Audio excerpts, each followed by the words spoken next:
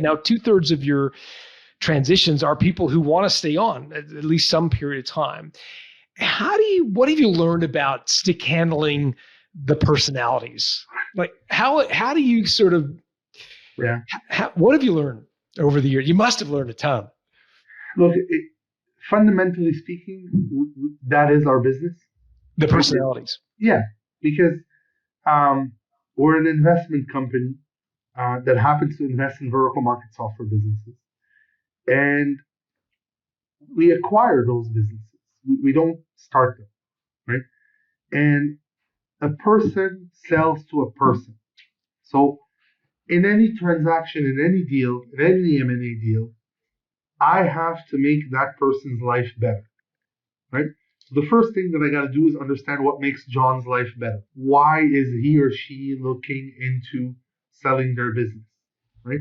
And if I don't understand that, there's no way for me to offer them something that's going to make them sell their business. It's so rare that someone will sell their business to the highest bidder in our industry. Like, it may be that it's the highest bidder, but like, you want the highest bidder that gives you what you want. It could be deal structure. It could be the vision for the business. It could be that you own a business that's similar to mine, so I have confidence that you'll treat my customers the same way. It could be a reference. It could be anything. But like, people sell to people, and if you don't understand that, you'll never get a deal. Okay, that's a good framework and a good sort of structure.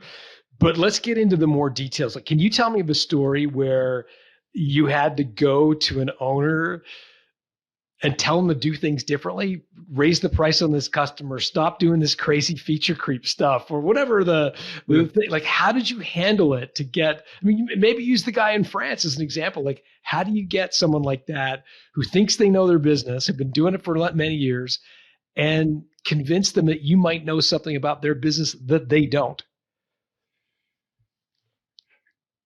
Well, the first and most important thing is that it can't be a surprise, right? Like, the first time they hear about this can't be 5 months into the transaction, right? Like, it's got to be an open discussion about it. And then, like any discussion with any human being, you have to like explain the reasons why you think that's the right thing to do.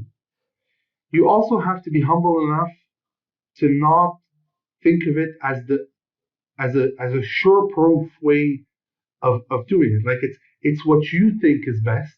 It may or may not work, but I now own the business, so it's my risk to take. So like, it can be that like, I'm so sure that this is the right way to do it that like it's probably the right way, but I don't know. And then if you're honest about it, if you have data that supports it, if you have experience that supports it, and that still doesn't get it done, then there's no way to do it. Like, it has to be one of those discussions. It's like, okay, look, I understand you don't want to contribute to this.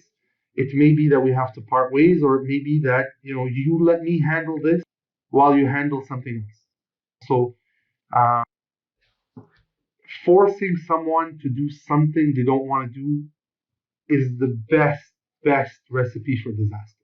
So like, it has to be, and if it leads to parting ways, it leads to parting ways. If it leads to a temporary realignment of responsibilities, no problem. That's the luxury that we have at Valsoft in having, a team and people that can do different things. We could supplement your skill set with other stuff. I want to give you a couple of stories that I've heard through the pod. So these are entrepreneurs I've interviewed who've sold to investment companies, private equity groups, in some cases strategics, and things have gone sideways. And I'd love to know what if you and I were having a beer and given all your experience in M&A, both buy side and sell side, and I said, look, I want to avoid this happening to me. I'd love to know, given your lens on the market, what advice you would give an entrepreneur to avoid some of these disasters, I'll call them. But does that sound good? I've got 4 of them. Yeah, of course. Go ahead. Okay, cool.